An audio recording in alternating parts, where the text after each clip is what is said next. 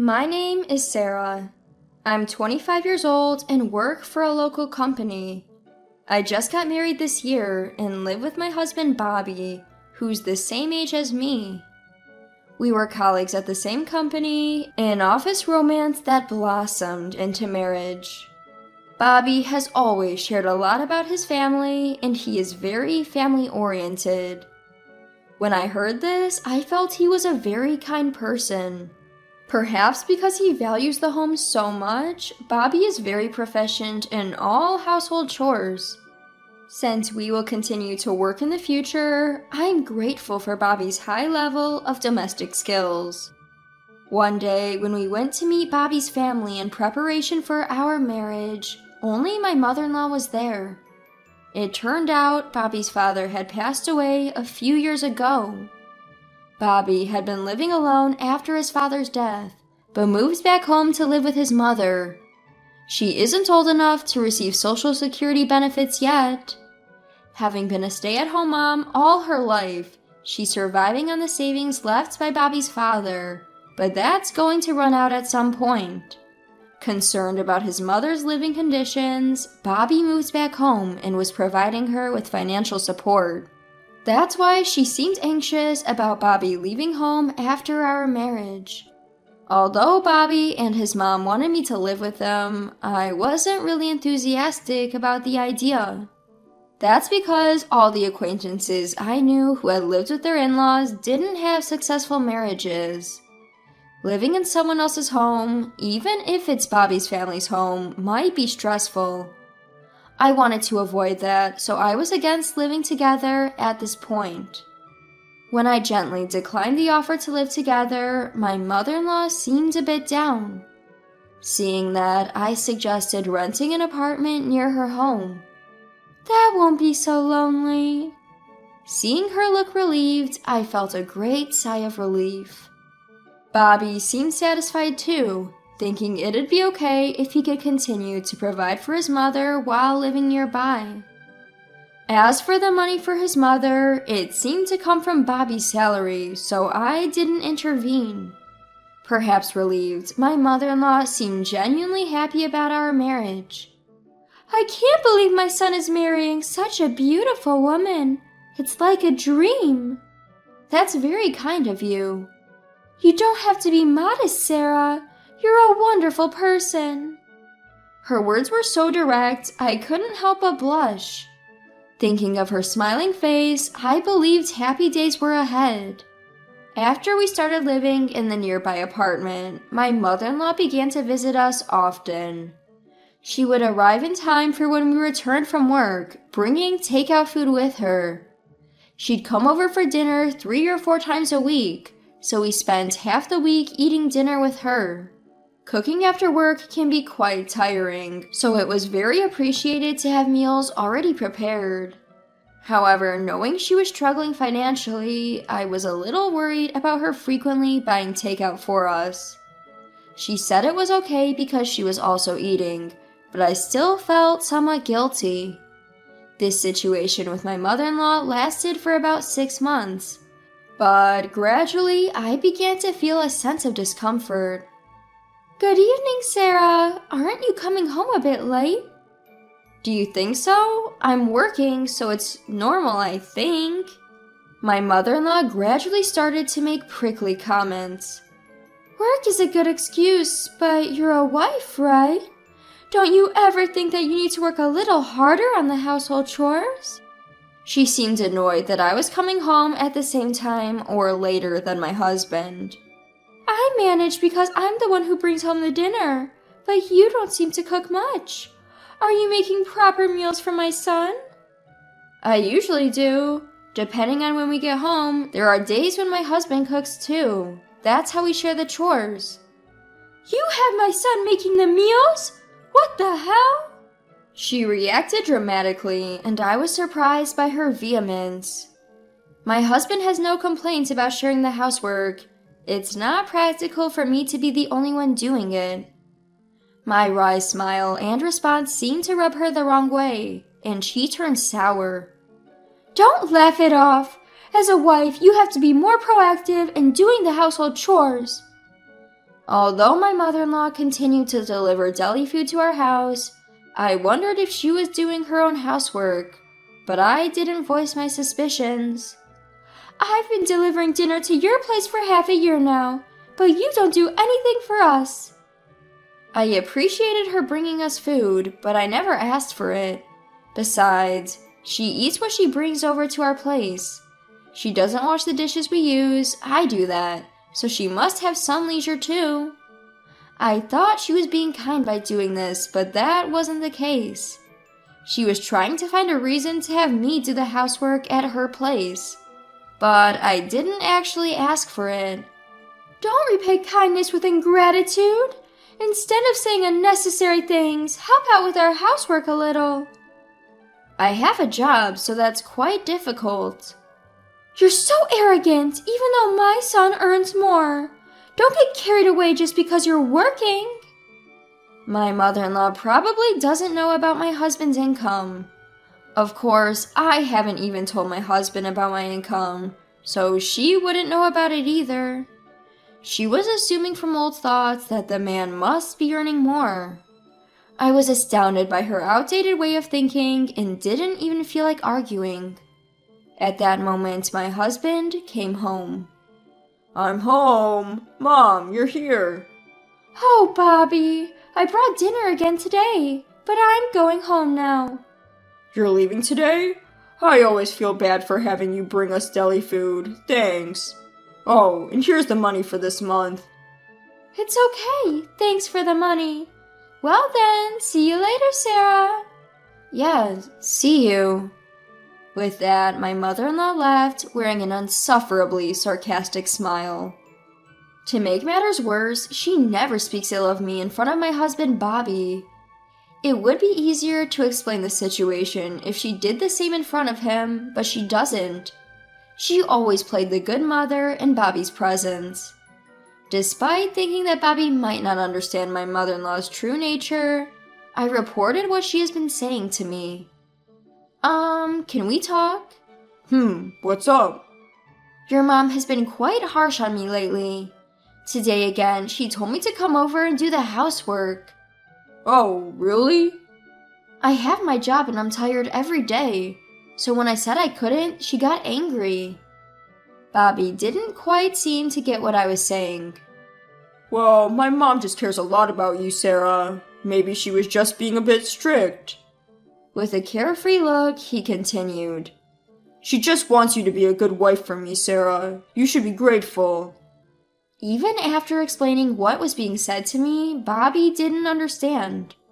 Far from it, he started to argue that his mother was right. He affirmed his mother's actions and didn't take my concerns seriously. Feeling that further discussion was futile, I decided not to bring up my mother-in-law anymore. Hey, Sarah! Is this apartment owned by your parents? My mother-in-law, who had come over to our house as if it were the norm, suddenly said this. With Bobby out shopping, she started whispering, which made me uneasy. In reality, we were living in an apartment owned by my parents, but I had never mentioned that to my mother-in-law. Yes, but how did you know that? I heard it from my son. You own other apartments too? I sighed deeply, hoping my mother-in-law wouldn't notice. I didn't want her to know, but it seems like Bobby had told her without thinking. It seems so, but the apartments belong to my parents, so I have nothing to do with them. That can't be. By the way, your parents must have a decent passive income, right? Judging from the way my mother-in-law was talking, I had a bad feeling. I'm not really sure about that. I have nothing to do with the apartment business. My mother-in-law seemed irritated that I wasn't engaging with her properly. Even after Bobby came home, she continued to wear a disgruntled expression. Mom, what's wrong? Sarah's parents, they own several apartments, right? I didn't know they had so much wealth. Sarah, were you hiding this from my mom? Bobby, too, started to blame me with this expression. Hide what? It's not even my money.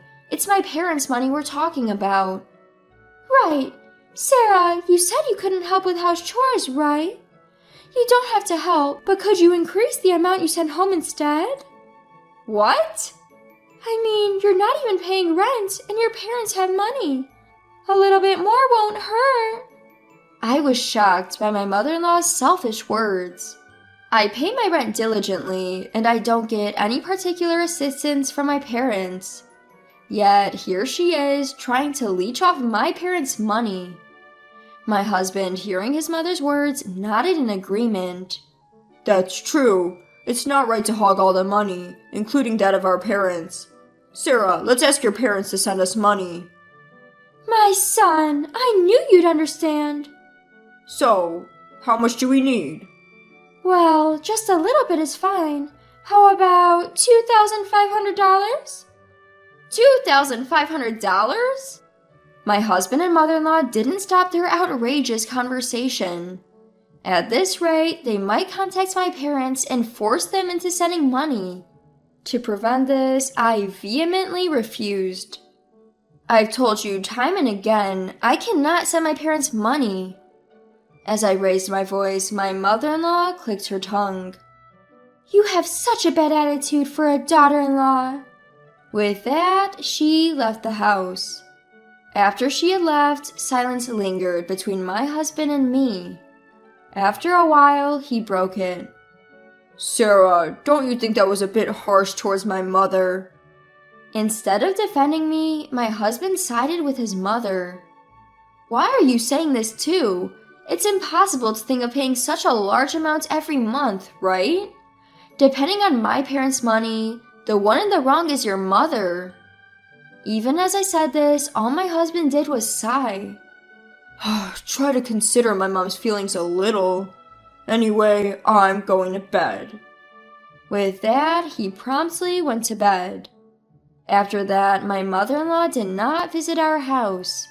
She probably didn't want to see my face. Instead, she started calling often. The calls were always about sending money. You talked to your parents about sending money, right? I haven't. Why haven't you? You're such a useless daughter-in-law. If you don't want to send money anymore, I'll get you divorced. Such calls continued daily, and I was feeling down. I reached my limit and decided to talk to my husband. Bobby, I'm getting daily calls from your mother. She keeps insisting on sending money, and she even mentioned divorce. I assumed that he wouldn't choose to divorce me over something like this. But my predictions were completely wrong. For heaven's sake, just give her some money. You're being too harsh on Mom. I can't love someone who can't appreciate my mom. Excuse me? Bobby's response was the polar opposite of what I thought. His words made me come to my senses. I can't love someone who would defend his mother's greedy opinions over his wife. I completely lost all feelings for my husband, who sided with his mother till the end and arranged for a meeting with my mother-in-law. Oh, Sarah dear, calling me over to your house. Is there some good news you want to share? My mother-in-law was beaming, certain that I had decided to give her money. Well, it might be good news for you. I said that and showed her the filled-out divorce papers. I really don't want to send you money, so I'm getting a divorce, just as you said. Bobby said he can't love me anymore, so it's okay, right? What? Also, I'm the one on the lease for this apartment. Please sign the divorce papers quickly and move out. Looking at the divorce papers, their faces turned pale as a sheet. No way! I might have mentioned divorce, but it was a joke. I had no other choice because you're being so stingy. I was kidding too. Don't take it seriously. The two of them, desperate for money, were pathetically making excuses. Not a single apology was directed towards me. I felt nothing for these two who only thought about themselves. I see, but it was you who suggested the divorce, right? I just followed through. As they realized that I was serious about the divorce, the two of them started to get frustrated. All you had to do was cough up the money.